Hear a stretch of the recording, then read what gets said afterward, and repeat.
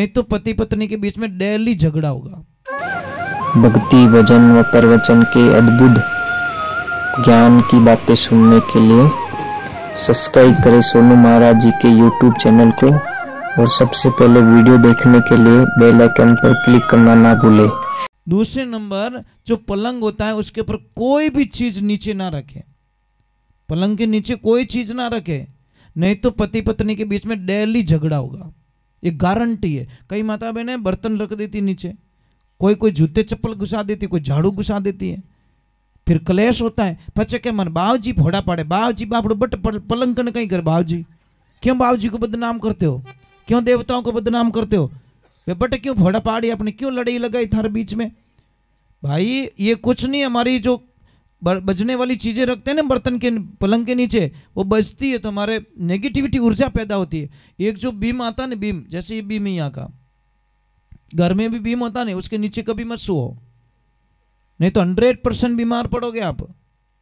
Beam के नीचे नहीं सोना चाहिए, बहुत सी नेगेटिविटी आती है। घर का मेन दरवाजा होता है वो कभी भी ब्लैक कलर का नहीं होना चाहिए, कालो कलर नहीं होना चाहिए, भगवा कलर होना चाहिए। महाराज ये प्रतीक है।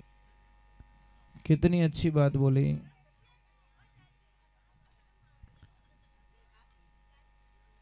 शब्द कौन है?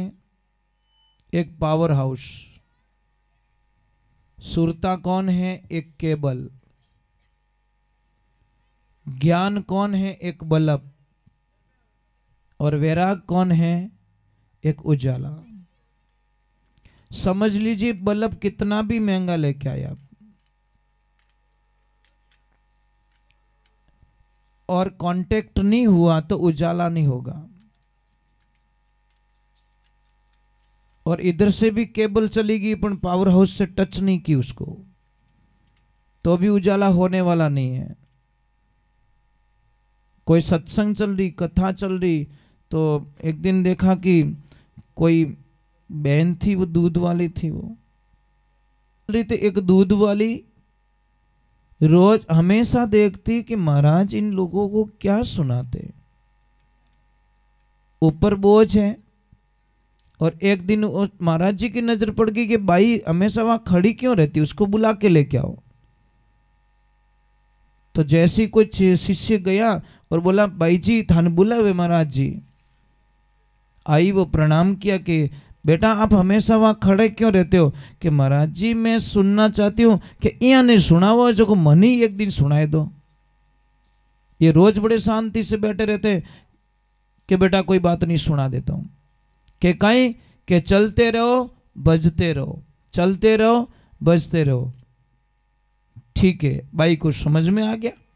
अब दूध ऊपर है और एक ही बात बोल रही है, बस धुन में मस्त, चलते रहो बजते रहो, चलते रहो बजते रहो, चलते रहो बजते रहो।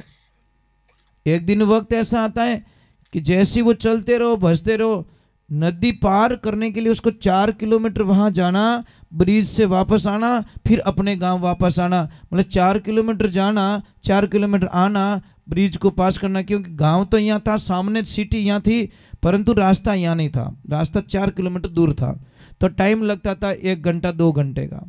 अब उस दिन वो बाई क्या हुआ कि शायद वो 1.5 घंटे में वापस चली गई। तो उसकी माँ को शंका हो गई कि लड़की रोज 4 घंटे से वापस आती है और आज 1.5 घंटे में वापस कैसे आ गई। तो उसके पति को बात किया, देखो मुझे कुछ शंका लग रही है, ये हमारी बेटी है ना 2 ढाई 3 घंटे कहीं बिगाड़ के आती है, थोड़ा ध्यान रखो इसके पीछे। और वो पता नहीं क्या बोल रही है, अकेले अकेली बोल रही है, चलते रहो बजते रहो, चलते रहो बजते रहो। पता नहीं इसको क्या बीमारी हो गई है। मैं पूछ रही हूँ तो मुझे बता ही नहीं रही है, बस एक ही बोलती तुम भी करो, तुम भी चलते रहो बजते रहो, चलते रहो बजते रहो। तो उसके पिताजी ने सेकंड डे ध्यान रखा उसके पीछे। जैसे ही गए तो वो तो पानी पे चल रही है बाई, पानी पे चल के नदी पार कर रही है, पानी पे चल के वापस नदी पार कर रही है। उसके तो होश नहीं रही, ठिकाने नहीं रहे। लक्ष्मी हम तो इस लड़की पे शंका कर रहे, ये तो पानी पे चलती, क्या बात कर रहे हो? कि हाँ। उसको पूछा ये किसने बताया तेरे को? अरे वो वहाँ पे गुरुजी है ना, उन्होंने बताया चलते रहो बजते रहो। गए गुरुजी के पास में, गुरुजी क्या कर दिया, हमारी लड़की तो पानी पे चलती है। महाराज बोले ये हो नहीं सकता, ये नहीं हो सकता, कैसे चल सकती है? अरे नहीं महाराज जी। उसने बोला बेटा कैसे चलते हो? नहीं आपने बोला चलते रहो भजते रहो, चलते रहो भजते रहो। ऐसे थोड़ी चलते, हम तो भजते भजते 80 साल के हो गए, अभी तक भी पानी पे चले नहीं, और तू 4 दिन में ही तैयार हो गई। नहीं महाराज जी सच में, मैं वो नाम लेती हूँ मैं पानी पे चलने लग जाती हूँ। महाराज बोले चलो हमारी आंखों के सामने कर ले। वही बोला चलते रहो भजते रहो। वो बीच में जाके बोले महाराज जी आओ ना, कि नहीं भाई मैं तो डूब जाऊँ, मैं तो डूब जाऊं। अरे बाप जी थाई बताइए, थाई डूब जाओ। मतलब यही समस्या है। मतलब हम दूसरों को देते हैं, हम फॉलो नहीं करते हैं। मैं आपको ज्ञान दे रहा हूं, और वो ज्ञान अगर मैं फॉलो नहीं कर रहा हूं तो मेरी जिंदगी को धिक्कार है महाराज। भगवान मुझे कभी क्षमा नहीं करेंगे, ये पक्की बात है महाराज। कभी मुझे क्षमा नहीं करेंगे भगवान, अगर मैं आपको नियम बता रहा हूं कि भाई ये फॉलो करना चाहिए, अगर वो फॉलो मैं नहीं कर रहा हूं तो मुझे वो ये ज्ञान आपको नहीं देना चाहिए। तो महाराज एक दिन की सत्संग में उनका कल्याण हो गया, और महाराज जी को 80 साल हो गए बजते बजते, तो भी वो पानी में पग नहीं दे सकिया। तो ये जिंदगी है, ये सत्संग है ना, एक नदी है। इसमें हमारे दिमाग के अंदर कुछ बात है, एक ध्यान रखिए, मैं आपको हाथ जोड़ रहा हूँ। बच्चों के सामने कभी भी पापा मम्मी के बीच में झगड़ा नहीं होना चाहिए, पति और पत्नी के बीच में बिल्कुल क्लेश नहीं होना चाहिए, नहीं तो बच्चे आपका कहना नहीं मानेंगे। पर अपन तो टाइम बड़ी मिले, टाबर हम ही तोरण बांधो जने नाराज होवे कि नहीं होवे? नहीं व्यवहारिक बात है महाराज। फिर बच्चे बोलेंगे मम्मी भी अच्छी नहीं है, पापा भी अच्छे नहीं है, किसका कहना मानेंगे वो? और बच्चों को कभी डांटो मत, आपसे प्रार्थना है। बच्चे अगर गुमसुम रह रहे हैं तो कोई कारण हो गया है, उनको दिल की बात लो, सुनो, उनके मन की बात सुनो। हो सकता है 10 दिन पूछने पर 1 दिन बता ले, और वो कोई गलत रिजल्ट ना ले, गलत डिसीजन ना ले। पर हम लोग क्या करते हैं, उनको डांटते हैं महाराज। बच्चों को डांट की जरूरत नहीं, प्रेम की जरूरत होती है। पर हम क्या करते हैं, एक तो ध्यान रखो देवियों, कई देवियां मुझे पूछती महाराज हमारा टाबर नहीं याद ही नहीं रहे कहीं, सुबह सुबह मेमोरी खत्म कर दो।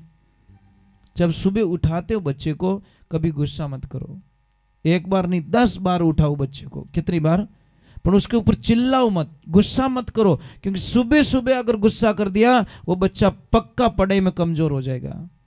क्योंकि सुबह की डांट उसको याद रहती है। मार सब बटी पढ़ाओ, पर मैंने मम्मी की डांट याद, मम्मी यूं कह दियो, मम्मी यूं कह दियो, मार सब पढ़ाओ जो ठाई को नहीं, परंतु महाराज वो मम्मी की डांट याद रहती है। इसलिए सुबह बच्चों को कभी मत डांटिए। आप बच्चे को पढ़ाना चाहते हो, आप सुबह बच्चे को पढ़ा, हाँ कहना है दोपहर बाद में आए तब कह लो, पर नहीं डायरेक्ट टॉप में गाड़ी गाले कीरो टूटना ही है भाई। व्यवहारिक बात है, गाड़ी स्टार्ट करते हैं डायरेक्ट चौथा में ढाक, ऐसे थोड़ी चलती है।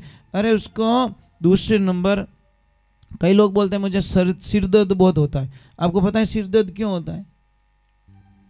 कभी देखा सिर दर्द क्यों होता है? कारण क्या है? क्योंकि हमारा सोने का तरीका सही नहीं है। आप सही तरीके से सोना सीख जाओ, सिर दर्द नहीं होगा आपका। आप सोते कैसे हो? कई लोगों को हार्ट अटैक आता है, सिर की कमजोरी होती है, ये सब हमारे किसकी मेहरबानी पता है? आपको कल्पना नहीं आएगी, ये सब तकिया देवता की मेहरबानी है। ये जो तकिया लगाता है ना, वो टाइम टू टाइम बीमार पड़ते हैं। अब इसका कारण बता लेता हूं। जैसे पलंग बनाई है तो नियम क्या कहता है कि भाई पैरों की तरफ से ऊपर होना चाहिए। आपको कभी लाइफ में हार्ट अटैक नहीं होगा। खून की कमी, जब सिर में कमी आती है ना तो आपका सिर दर्द होगा, चक्कर आएगा, वो होगा। अब मातो तरह के इया पग रख के इया पचके मार पगा में सूजन आएगी, आनी मापड़ो खून तो आकी रात नीचो ही हाल्यो।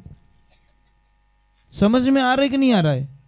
दिमाग में तो पहुंचा नहीं। कई लोग मुझे बोलते उठते ही हमको चक्कर आता है। अब चक्कर तो आया नहीं, आखिर टेढ़ो